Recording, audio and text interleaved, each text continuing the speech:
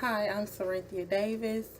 I am in the master's program at Jackson State University for the Department of Social Work, and I'm currently enrolled in research methods under Dr. Lee.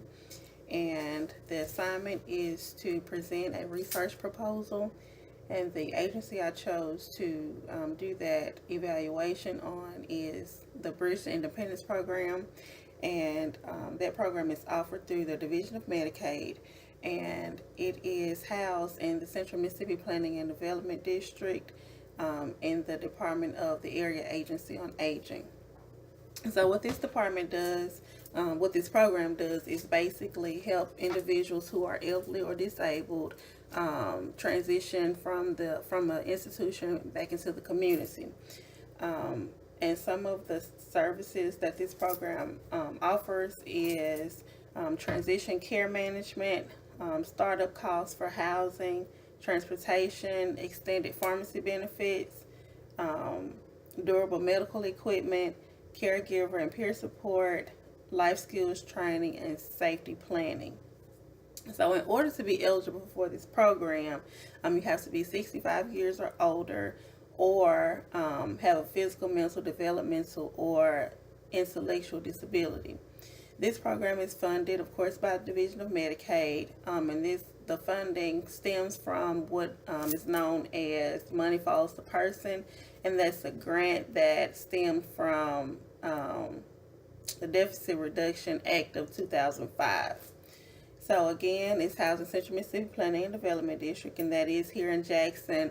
The exact location is 1170 Lakeland Drive.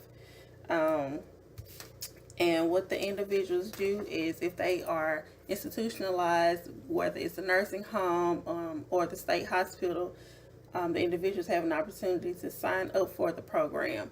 If they have been institutionalized for a certain amount of time and at least 90 of those days have been paid for by the Division of Medicaid, they are eligible to transition out into the community. And a lot of times, those individuals don't know about these programs, but it's up to what's called the community navigator, which is a staff member of the program. That person is to go out and make referrals or get referrals, and just go out to those facilities and talk to individuals about the program. Because the main goal of the Bridge to Independence program, also known as B2I, the main goal is for them to provide a better quality of care for those individuals who are transitioning.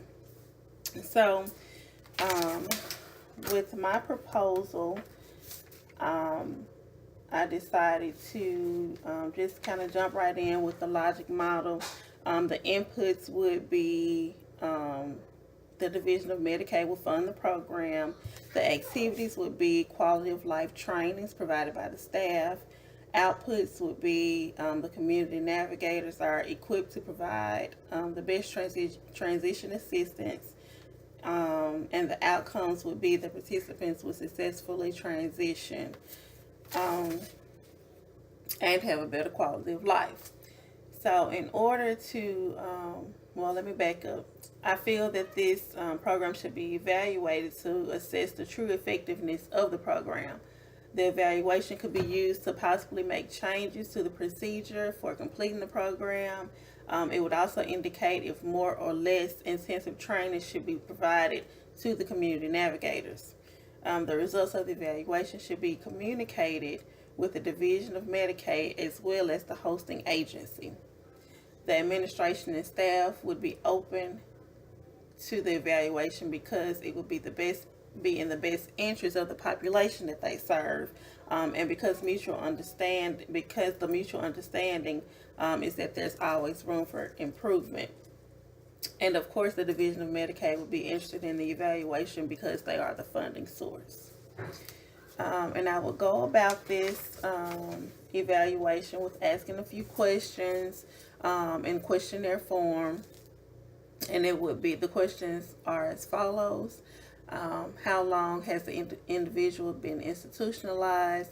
Why are they seeking transition?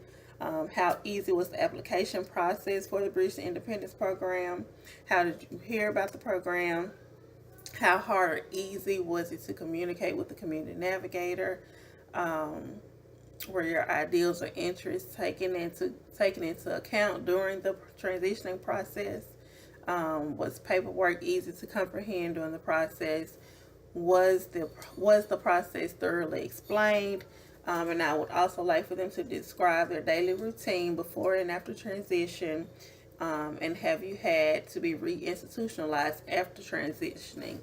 If so, please explain. My methodology would be a qualitative approach, which means that I will use use a formal, objective, systematic process where data will be utilized to test the following research question. Are the elderly and disabled population provided a better quality of life while receiving services from the British Independence Program? Okay, and the variables for my method of research, the quality of life is the independent variable, and the British Independence Program will be the dependent variable. The type of qualitative investigation that I will use would be ethnographic. And I chose this type of qualitative investigation because it will allow me to immerse myself into the target population's environment to understand their goals. As the researcher, I will experience the environment firsthand and sometimes be the participant observer. The characteristics of the population I will be studying are individuals, of course, who are 65 years of age or older, or individuals who possess a physical, mental, or intellectual disability. These individuals will have had to be residents at an inpatient facility and can be current or past participants of the British Independence Program. I will use a simple random sampling, and what I will basically do, this sampling procedure will narrow down an appropriate number of participants to analyze, as well as provide an equal opportunity for participants to be chosen.